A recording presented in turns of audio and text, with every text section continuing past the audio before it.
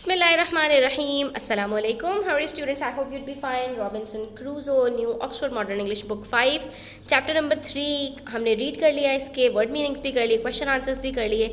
Now we are heading towards the composition part, जहाँ पर हमसे एक इन्होंने question किया है which is related to the last paragraph of your textbook, जिसके अंदर उसने कहा कि one day I was walking along the seashore thinking about my home across the seas. When I suddenly looked down, there on the sand in front of me was a clear footprint. It was not mine, but the footprint of another man. Robinson Crusoe ने 20-25 सालों के बाद, इतने सालों के बाद, जब उसने वहाँ पर अपना पूरा घर बना लिया था आइलैंड पर, एक दिन चलते चलते उसको एक फुटप्रिंट नज़र आया, as you can see on your screens. ठीक है, और उसने क्या कहा कि ये जो फुटप्रिंट था ना, ये उसका फुटप्रिंट नहीं था, क्योंकि जब मिट्टी के ऊपर फुटप्रिंट बनता है ना, तो हम सबका अल्लाह ताला ने जो पाँव का नक्शा बनाया है, ढांचा बनाया है, तो वो सबका डिफरेंट होता है. तो ये क्लियरली देख सकता था रॉबिन्सन क्रूसो कि मेरा जो पाँव है वो थोड़ा छोटा है, जबकि ये फुटप्रिंट जो है वो ये तो बड़ा है, ये तो मेरा नहीं है, जिससे उसको ये अंदाज़ा हुआ कि there was someone else on this island.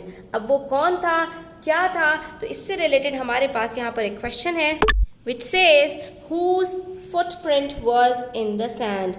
किसका था वो फुटप्रिंट. ठीक है, write a few sentences about what you think happened. अब ये आपको ये कह रहे हैं ना what you think, इससे हमें पता चलता है कि हमें यहाँ पर एक ओपिनियन राइटिंग करनी है irrespective of what actually happened.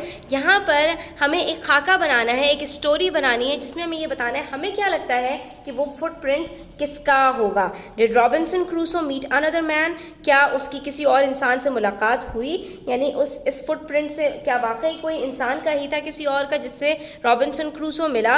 Who was he, how did he get on the island, और अगर वो इंसान ही था तो वो कौन था और वो इस आइलैंड तक कैसे आया.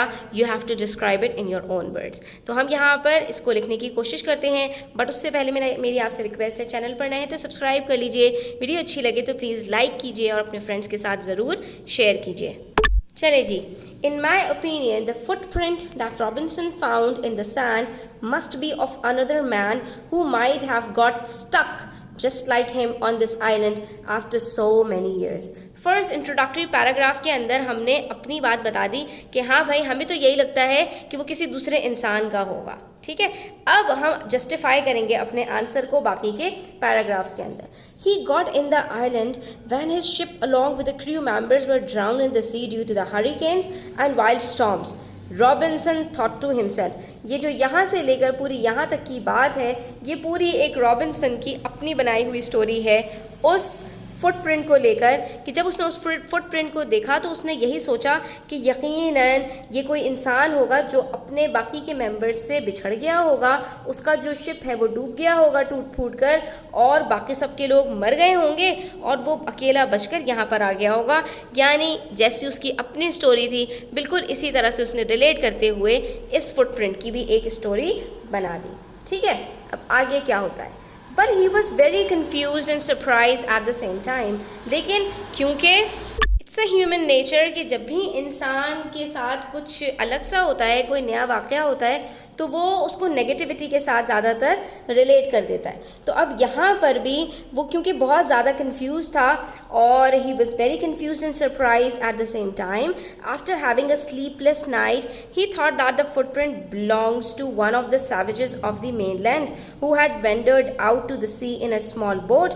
दस he started fearing the things that would happen if that savage brought other savages along with him to kill him.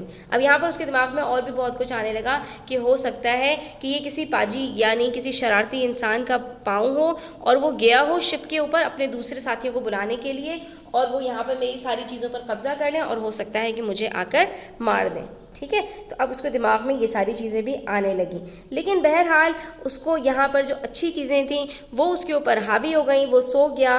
The very next day he went in search of the other man. उसको curiosity थी. यहाँ पर एक और human nature की मैं आपको बात बताऊँ कि इंसान का एक माना उनसियत भी है, यानी उसको दूसरे इंसान से ही राहत मिलती है. ठीक है, आपके पास दुनिया की सारी नेमतें हों, लेकिन आपके पास कोई फैमिली फैमिली मेम्बर ना हो, कोई फ्रेंड ना हो, तो आपकी जो खुशियाँ होती हैं वो रूखी फीकी हो जाती हैं, ठीक है। तो अब यहाँ पर रॉबिन्सन क्रूसो का पूरा घर था, उसने एनिमल्स भी पाल रखे थे, उसके पास खाने पीने की भी वाफर मकदार में चीज़ें थी, सब कुछ था, लेकिन कोई और इंसान का ना होना उसको बहुत ज़्यादा हर्ट करता था अंदर से। अब यहाँ पर एक उम्मीद बंधी थी कि कोई हो सकता है नया इंसान यहाँ पर आ गया हो तो हम 1 से 2 हो जाएंगे।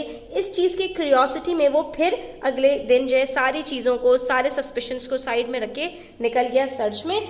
और उसके बाद the very next day he went in search of the other man despite of the fears in heart, because after all these years there was a little hope of getting a company and meeting a man। एक उम्मीद तो थी ना कि हो सकता है कोई नया इंसान यहाँ पर आया हो और उससे मेरी मुलाकात हो जाए, दोस्ती हो जाए। Finally he found him. अब हम यहाँ पर एक अच्छी एंडिंग करेंगे, ठीक है।